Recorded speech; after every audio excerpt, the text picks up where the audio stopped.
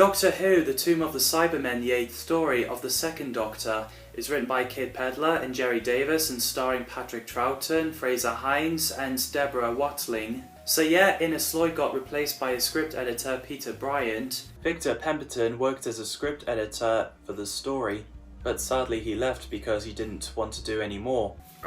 Although he returned as a writer, which we'll get to in another story. So their story was going to be called The Ice Tombs of Telos, then Cybermen Planet, and changed to The Tomb of the Cybermen. So the story was definitely taking inspiration from films like the 1932 Mummy. You'll feel the awful, creeping, crawling terror that stands your hair on end and brings a scream to your lips. And The Curse of Mummy's Tomb. Beware the forbidden secrets of life and death. The Curse of the Mummy's Tomb reveals the mystery, the murders. The writers designed the story to mirror the tropes of Egyptology-themed cinema, framing the Cybermen as undead beings, the remains of once living people who are awakened from their tomb to threaten archaeological expedition. So the story opens with after the events of the Evil of the Daleks, where the Doctor and Jamie shows Victoria the inside of the TARDIS and tells her what the TARDIS is. So on the planet Telos, after the expedition blows up the couple of places, the rocks, they found metal doors up the cliff, so they climbed up.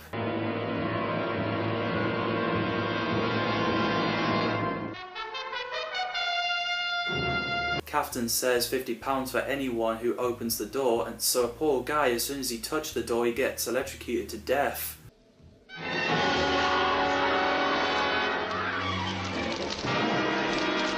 Which seems pretty painful. So the Doctor, Victoria and Jamie arrived, noticing that the guy is dead, so there's a bit of arguing, so in the end they let the Doctor use a device so he can open the door safely, but it was too heavy for him and Jamie, so Toberman managed to open it, and they went inside it. The bit where the Doctor and Jamie takes Victoria's hand, Patrick Troughton and Fraser Hines actually worked that out themselves because of the camera size, and they can't retake it because of the budget, which is well planned. So everyone examines the machines. We obviously know that Captain Eric Klieg are evil. She plans to keep an eye on Victoria, Klieg keeps an eye on the Doctor, and Toberman is keeping an eye on Jamie. John Viner, Kaftan and Victoria looked in one room, and Kaftan looked Victoria inside a container.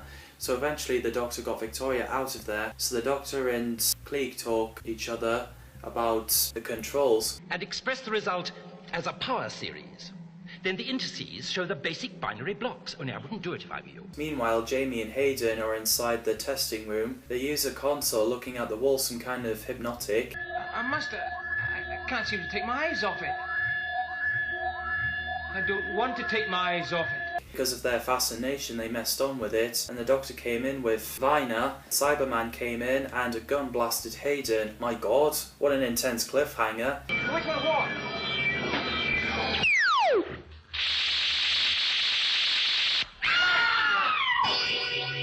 Professor Parry came in wondering what was going on. The Doctor figured out as Hayden got shot in the back by a cyber gun, it was a replica of a Cyberman, and the gun is there to test it. Victoria has found a cybermat, so she picked it up, and the Doctor examines it and tells her that it's a cybermat, and he also advised her to leave it alone. What's a cybermat? It's one of those. I'd leave it alone if I were you. Come along.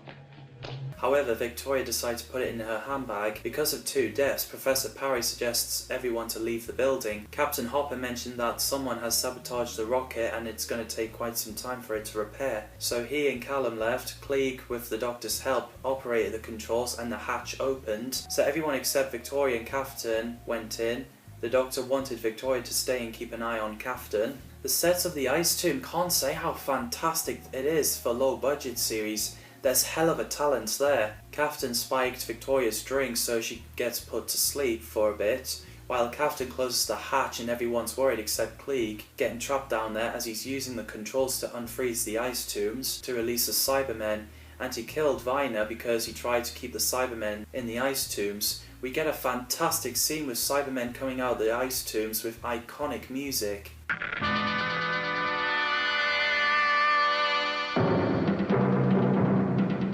It's so scary and intense.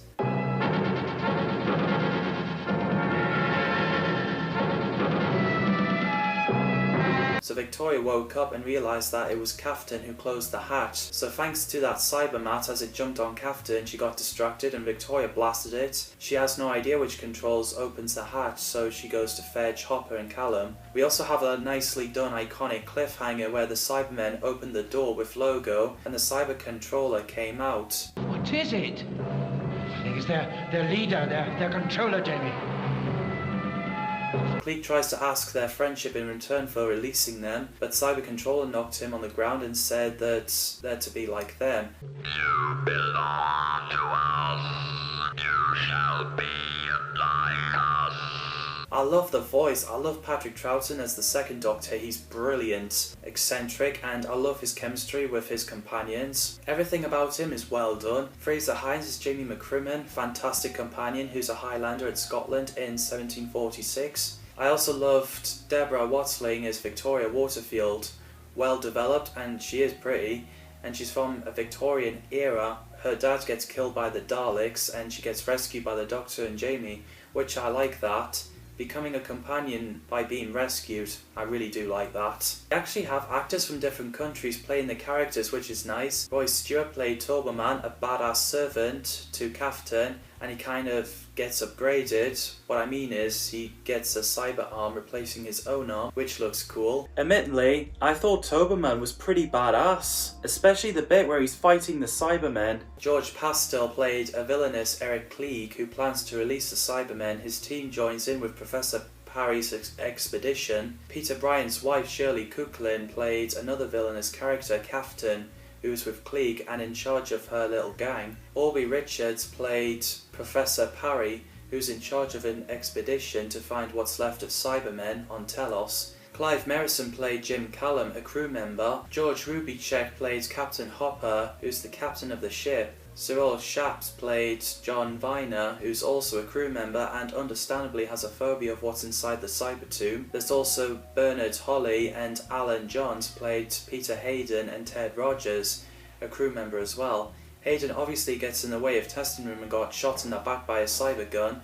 Ray Grover played a poor crew member who got electrocuted to death as he tried to open the doors. The casts did very well. The story is well written and well directed. I love the stock music in this story. It fits in perfectly. It's so iconic. We have Cyber Controller who's in charge of Cybermen, and I think the design is pretty cool. And speaking of which, those Cybermen designs are literally the best because they're so terrifying.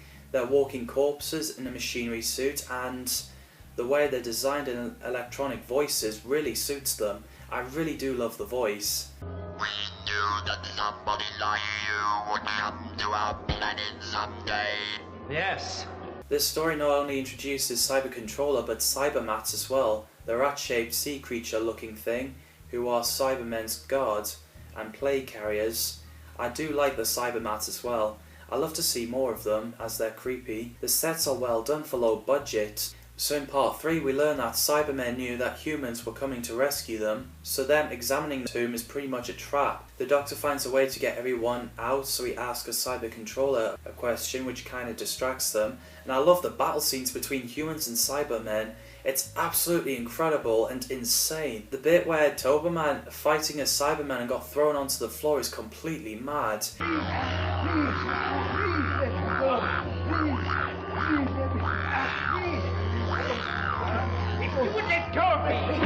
So meanwhile, Victoria came back with Hopper and Callum trying to figure out which levers to pull. As soon as they figure out, Hopper grabs a couple of smoke grenades and gas the ice tomb so everyone except Klieg and Toberman managed to get out.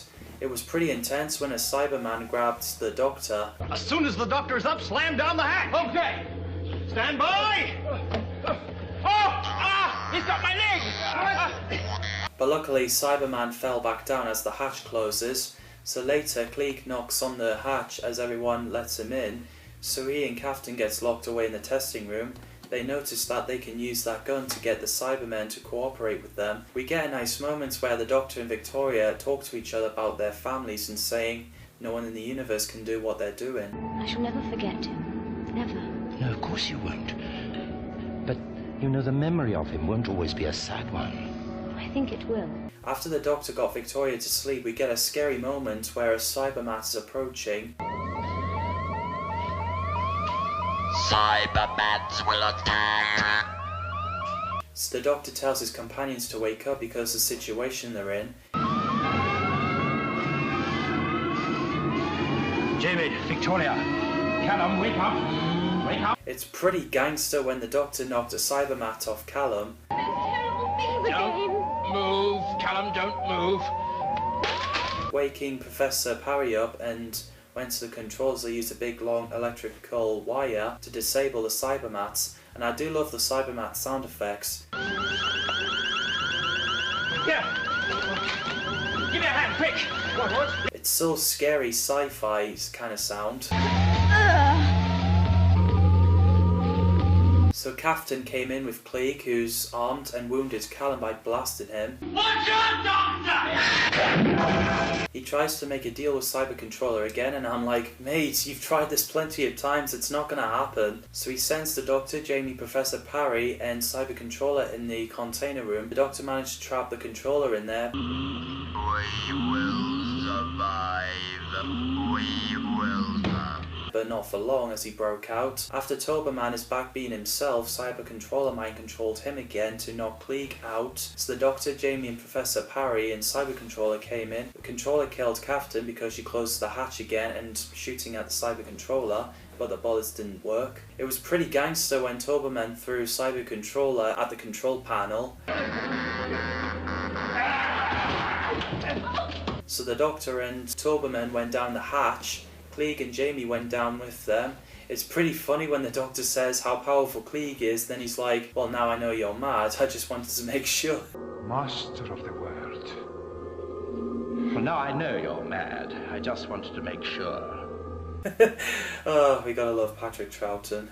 Just after Klieg says Cybermen may have some use for the Doctor, he gets attacked by Cyberman. Toberman broke the machine on its chest with all the yucky stuff leaking out, so the tomb got frozen as they're out the hatch. They outrun a Cyber Controller and close the door, making everything electrical again, and Toberman sacrificed himself by closing the door and got electrocuted.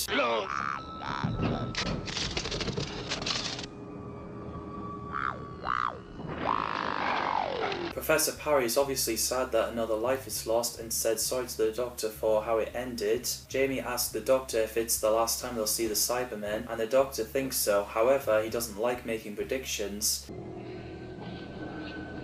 Goodbye. Now that really is the end of the Cybermen, isn't it? Yes, Jamie? On the other hand, I never like to make predictions. On Cybermats lurking around, which could be a setup for the Wheel in Space. Well, I haven't seen the Wheel in Space, sadly, because the lost episodes. They animated like first few minutes of part 1, which is a pity. So, that's the Tomb of the Cybermen, and it's not only my favourite Patrick Troughton story, but one of my favourite classic stories. It's fantastic. It's also Matt Smith's favourite Doctor Who story, which I can definitely see why. It is that good. What did you think of the Tomb of the Cybermen? I'd love to hear what you think. Drop your thoughts in the comments down below. Thanks people, as always, for watching, and see you in the next video.